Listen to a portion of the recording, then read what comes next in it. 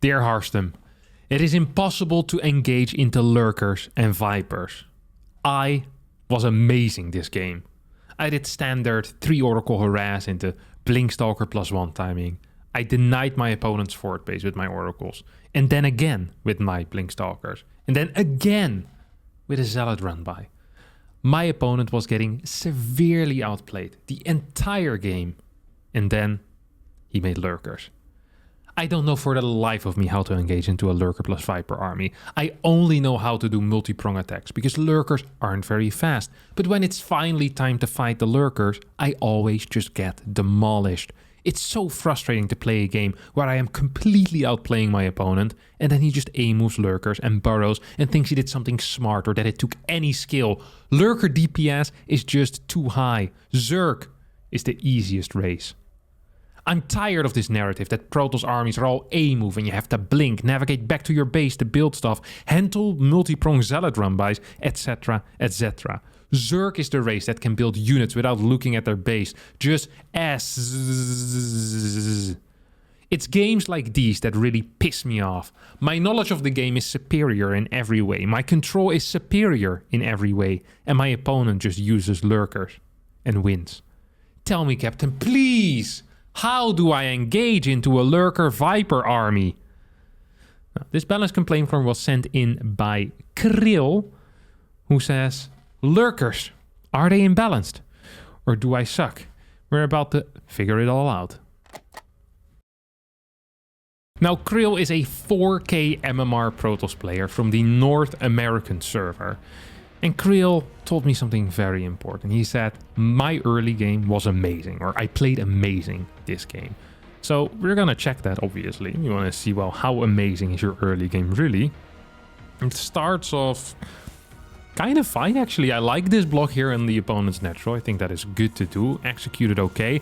Not a huge fan of trying to fight a drone. The optimal play is actually to run away with your probe so that you can block the hatchery for longer. Right now a second drone got pulled down, actually managed to get the hatchery down, and thus this is not the optimal result. By far this isn't the optimal result. Ideally what happens is you block the natural for as long as possible with your probe, and then once your HP becomes too low, you throw down a pylon so that the Zerg is still forced into taking a base on the 3rd location. That way you delay the hatchery for a very long time, you might even force a pull first, your opponent pulled off 2 workers, and they still get the hatchery on the 3rd base location, which is an inefficient way to open for Zerg. It also makes it way harder to later on deal with any adept harass if that's what you're planning on doing. Now, behind all of this, we have a very standard 1-gate expansion with a 20 Nexus, the 20 Cybernetics core. It's going to be a 21 gas over here, and then a 22 pylon. This is all extremely standard. There's been a little bit of, more mining in the gas than you'd usually see. You already have quite a bit of gas in the bank. So this definitely indicates that it's going to be a Stargate opener. Now, this isn't a very impressive read because Krill also mentioned that in the imbalanced complaint form. So it's not like I'm not the guy with the cards, the tarot cards. You know, actually, I am very similar to the guys with the tarot cards because usually they just make stuff up or they already have some insider information and then they work off of that. And I do the exact same thing. I have some insider information and I just work off that. I believe Stargate is going to be the opener, and indeed, it's a Stargate, of course, but yeah, fairly obvious as he mentioned that he opened up with a triple Oracle. Single gate so far, which is also all looking very normal and cool. We have continued gas mining on the Zerg side of things, pretty quick speed. 3rd base that is perhaps a little bit later than you'd usually see it. And I'm not entirely sure why. I think this Overlord was simply too fast. Usually the Overlord gets constructed after the 3rd base, not before. So just something to keep in mind here. See the Creep Tumor coming down. Adept not quite in time to deny that Creep Tumor, which is standard. But this Creep Tumor was very late, and the Adept also was very late. So both players messed up, and that created a more standard situation. Not quite sure how that one worked out, but it's interesting to know that at least Adept into Stalker, so 3 units before the Nexus. I'm loving this wall. Single gateway, single cybercore wall. This is possible on 2 maps currently on the map. It's possible on Neo-Humanity, and it's possible on Royal Blood. And the fact that we're not seeing a second gateway, but instead Krill right now is heading over to the 3rd base location to get a faster 3rd base is something I absolutely adore. I think this is a really good call. This is something that even at the highest level still doesn't get utilized enough. Just skipping that second gateway that often has no real purpose early on, and just getting a slightly quicker 3rd base. I think this is brilliant. I freaking love this so much. Adepts are in position to deal with any potential run-bys. Oracle didn't really get any damage done, which I think is not uncommon, especially if the Zerg defender opens up with double Spore. A Spore in every base, that is quite expensive for Zerg. So despite not getting any damage done, I actually think Krill currently is in a much better position than Ronin is. Ronin also is investing money into a lair really fast, which is generally considered to be a mistake unless you're going for an all-in, which it does seem to be the case. Double gas is being taken here at 430, lair, well, practically halfway done. And I think now we're gonna see, well, basically a bunch of links into some type of Roach Queen all-in. That is the only thing that I can really imagine from this particular opener. Zerg always wants to maximize their mineral economy, and right now that's not what Ronin is doing at all. 3rd base is still being somewhat droned up. It's just a single queen and a Spore halfway done. Krill realizes this and actually gets good damage in. Twilight Council at a decent timing as well. I hate to say it, but this early game is actually pretty amazing. So far, Krill has actually been playing really well. Like this build, this is a legit build order that's being executed very tightly. Like honestly, this has been a very tight build order. No real mistakes that I can see. Like maybe the gateways are like 5 or 6 seconds late. Yes, the blink didn't start instantly, but for a 4K game, this is actually very high level execution. I completely agree with Krill that so far he's outplaying his opponent speed-wise. It's a better build order because Ronin is playing some hot garbage over here, like straight into Hydra Den. Fast range, quick 4 gases, really low mineral eco in general, which means it's just going to be hard to get to a decent drone count before this blink push is going to hit. We have extra gateways on the way now. We do have a really fast robo with blink and +1. This is actually fairly uncommon. It is also really uncommon to add extra gas if you're going to such a high gateway count of 4, maybe even to 5 or 6. This is... we'll have to see what the follow-up is going to be, but this is starting to smell a little bit fishy, in my opinion, at this point. As in, it is not quite optimal anymore. We're really getting to the dangerous territory. Continuous worker production, despite being fully saturated on 3 base, and the Zerg not having a 4th base yet. So we need to really differentiate here between the 2 main scenarios, or like the 2 possible scenarios. 1, Zerg is trying to play a macro game, and 2, Zerg is trying to all-in. Right now, with the information that we have, there is no 4th base, so the chance that there is going to be an all-in of some sort is fairly large.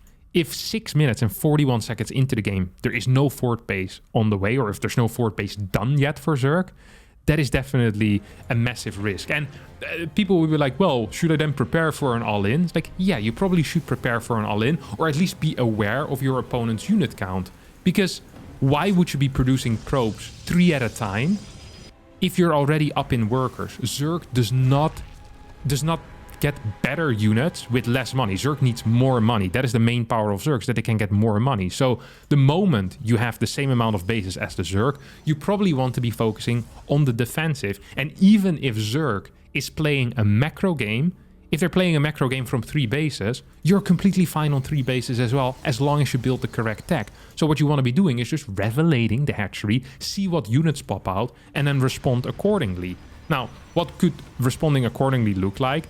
Maybe 2 or 3 sentries being added in, and rather than constantly warping stalkers, get a cannon over here, get an extra battery in there, and start teching into some higher type of tech. Make sure you keep an eye on your opponent's 4th base, That is generally a good call to make sure that, you know, they're not actually getting a fort and getting good eco. But so far, this Zerg is practically all-inning. And because Krill had such a good early game, he's not realizing that this is an all-in out of the Zerg. But right now, Krill is actually all-inning into a Zerg that is all-inning. But the Zerg is on significantly worse tech, has less eco, and has less supply. So this is really completely unnecessary.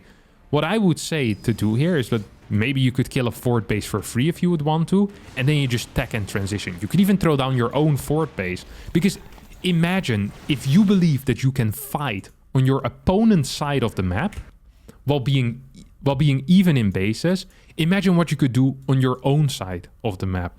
You know, if you think you can fight on their side, then what can you do on your own side? Well, you can fight way better because you have static defense there, you have quicker reinforcements, Zerg has slower reinforcements. So rather than pushing this and making this Stalker attack way more all-in than it needs to be, you just deny outside hatcheries, which is going to be off creep, easy for you to do, while simultaneously getting a fort nexus yourself and teching into some higher type of tech. You already have the Robobay, you've had it for quite a while, yet it is not being used at all.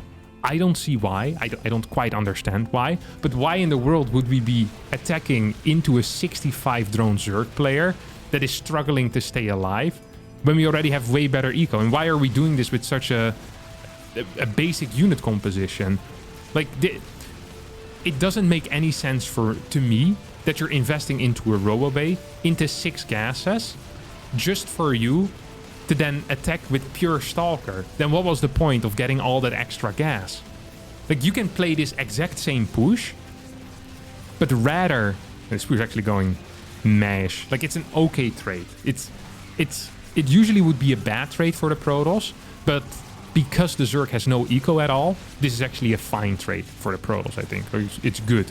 But why would you have gotten your 6 gases and your 74 workers if you're planning on just messing Stalker? If your goal in life is to mess Stalker, maybe with Zealots with it that have charge as well, just stay on 4 or on 3 gases. You can get the same upgrade, you can get the same amount of Stalkers, but you can also afford a fort base, and you can increase your mineral eco by way more. At this point, 9 minutes into the game, if you would have played a proper 3 or 4 gas opener, you could have been on 5 base fully saturated with 82, 83 workers. You would have had 12 gateways. This fight would have been freaking brilliant, because at this point you would have had freaking 1500 minerals in the bank. Instead of that, you invested so much in gas, you overprobed a base that was already properly saturated, and then you still went with a pure Stalker attack, which just doesn't make a whole lot of sense. Despite all of this, your position is still absolutely fantastic, bro. Like, you actually have outplayed your opponent so much in the early game that this poor decision making doesn't really seem to matter at all. But don't pretend that you've been having superior decision making. You had a superior early game, and as a result, it is covering up your lack of understanding of the mid game state. And this is a problem that a lot of people have. They get so far ahead, and then they think that they're just allowed to win at any point, despite making very poor decisions afterwards. Like, this game, it officially was over already. You have already won. If you didn't completely butch the mid game, like you just did, if you wouldn't completely ruin your own follow-up, yes, you should have won this game already, of course. You were freaking far ahead in the early game. Your opponent played a completely nonsensical build, but instead you attacked into him, and now you're kind of giving him a chance. Now, once again, Ronin is making a move here that... well, would not be considered optimal play. This is not the perfect play. Okay, there's no theory books that state that you should attack into someone with cannons and Colossus when you just have Hydra Ling. However, Ronin is already teching into Hive. Ronin is already getting a Lurker then as well.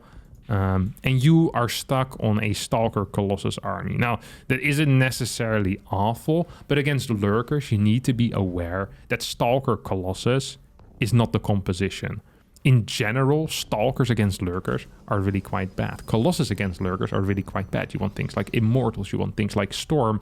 I do like Zealots, I do like Archons as well, because there's often a lack of Banelings. Like, there's no clump splash, there's just line splash from Lurkers. So Zealots that come from multiple angles can actually be quite good against them. While if there's banelings out, then Zealots almost always suck in a direct engagement. Warping in more and more Stalkers here, I think is actually a mistake if you know your opponent is building Lurkers. But you're blissfully unaware.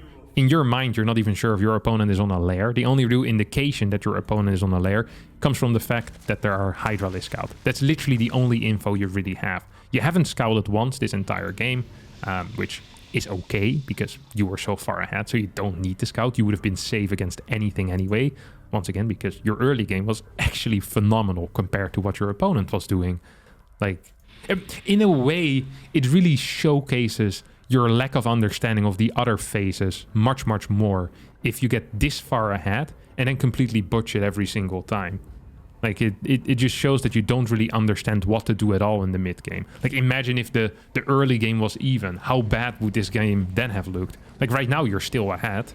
Because, well, your early game was absolutely fantastic. Spines will take out these Zealots here. You move in with a Stalker Archon army. Take out this base. You run away from the Lurkers. Okay, don't get the base. You run away from the Lurkers. I think this was honestly a very good approach to fighting against Lurkers. Now, what is the power of the Lurker? The power of the Lurker is in the very limited range zone that the Lurker has around the Lurker. As long as you stay out of that, you're going to be absolutely fine.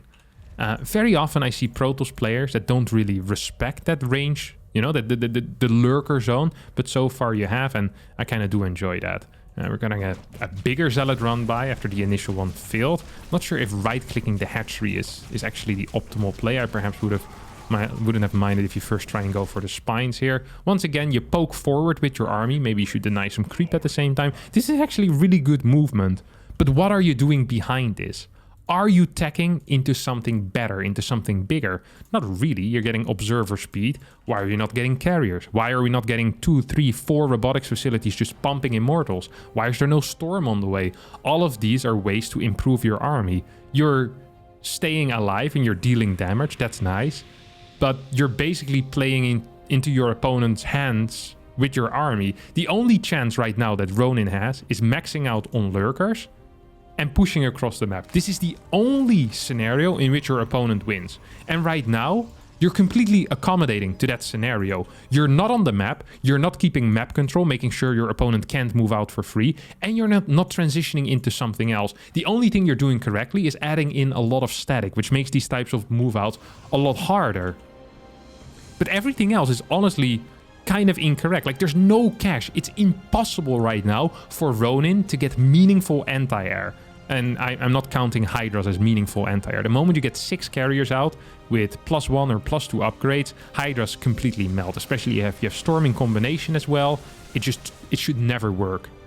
Okay, so here, now you finally get on the map again. I think this is a good call. Makes it harder for your opponent to move out. You don't want to engage into this. You just want to be transitioning behind this. And that's what you're doing. You're getting Storm now as well. You're even getting a second Forge, which I think is really phenomenal play. I think this is completely the correct call. Blink forward, because you saw there was very little Lurkers here. And a couple of abducts do happen. Not entirely sure why you moved back. You could have definitely cleared that final Lurker. But okay, we go back a little bit. Now we take a different approach. Another Zealot run by going in. Well, at the same time, also moving into a turret. This is actually phenomenal movement. Like, your movement has been very, very good. You're actually outplaying your opponent. And there's no issue either. Like, you're winning really hard. Even though you're not teching into anything else. You have 17 gateways. You're up 3 bases currently. This situation should actually be impossible to lose. 13 Templar might be pushing it a little bit. I'm not a huge fan of the Archon as a counter to the Lurker. I think it's fine if the Lurker count is fairly small, but once again, you need to kind of analyze the situation and figure out what the only way is that your opponent can win. And the only way that your opponent can win is by going for a Lurker attack. And now you even moved back home, giving Ronin the opportunity to move across the map. This by itself is a mistake out of you. You should have been kind of camping outside, making sure that a move out is not possible. Because once Lurkers are in a position, they're actually really freaking powerful. People really underestimate this. They really do. And this really is a classic mistake. That first of all, the blink in is absolutely insane. This is ridiculous. This is probably the worst fight that you ever could have gotten. You lose all your Archons to Blinding Cloud. And then, well, they die to the Lurker shots. It's so funny as well because... You know what's the case? You know what's actually the case with the Lurker and the tank? They're very similar to bodybuilders and UFC fighters. The tank, it looks very big, it looks very powerful, like Arnold Schwarzenegger, for example, but there's not so much strength in there. Yet, people, when they see a tank, they really respect the tank, just like they respect Arnold's muscle, you know, maybe want to squeeze, like, wow, these guys are big. Then you take a look at a UFC fighter. Now, you know these guys are strong, but when you see their body, it isn't as bulky, it isn't as massive. And you could be seeing one on the street and you'd have no clue that this guy is real powerful. It's the same with the Lurker. The Lurker is one of those units where you kind of sleep on it in a way. You look at it, it's like, oh, 12 Lurkers. Well, that sounds bad, but it's not 12 tanks, right? No, it's way, way stronger than 12 tanks. Whenever you look at a Lurker position with 12 Lurkers, from now on, I want you to mentally just project 1.5 tank there on top of every single Lurker. So that means that 12 Lurkers turn into 18 tanks. Would you ever, in a right state of mind, walk into 18 tanks, especially if there's 5 Vipers above it as well? No, of course you wouldn't. Now, what are you supposed to do against the Lurker instead then? Well, the Lurker can only attack ground. So getting air units might be a pretty decent idea. But Harstem, I have no no air units. I'm an idiot. I forgot to transition. Just been building cannons and bases around the map. Well, fair point. You are an idiot indeed. Why didn't you transition into air units? Your mistake. But there's still another solution to this massive problem. Imagine this, for example. Every single day, you're walking past Big Jimmy's house on your way to school. And Big Jimmy and his friends, they're out on the porch, you know, they're vaping and they're listening to classical interpretations of rap music. You know, it's a scary bunch of kids. And every day you walk by Big Jimmy's house, him and his friends, they beat you up. They take your lunch money. You know, you have a black eye and no lunch money, can't buy lunch. Yeah, life freaking sucks. Now, what you could do is you could take Brazilian Jiu-Jitsu classes for the next 9 years, become a black belt, and then finally 9 years later, when you're in college still getting beaten up every day, you fight back, take out Big Jimmy and his friends. Half of them right now are in jail already. You know, you fix the problem. This is a very long and difficult solution to a problem that could have just been fixed by taking a different route to school.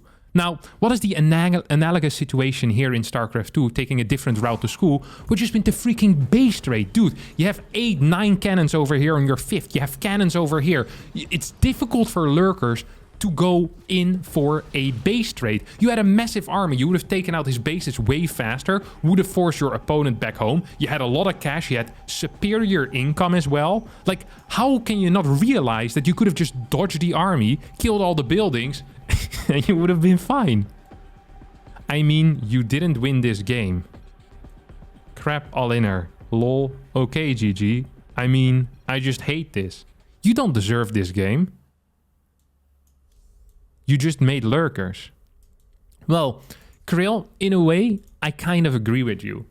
In any normal situation, if he was playing an able-brained person, yeah, I don't think Ronin deserved this game. His opener was legitimately terrible. His mid game was legitimately terrible. He kept losing bases. He didn't ever multi-prong or defend your multi-prong very well. The one attack he made earlier with the Ling Hydra was completely ill-advised.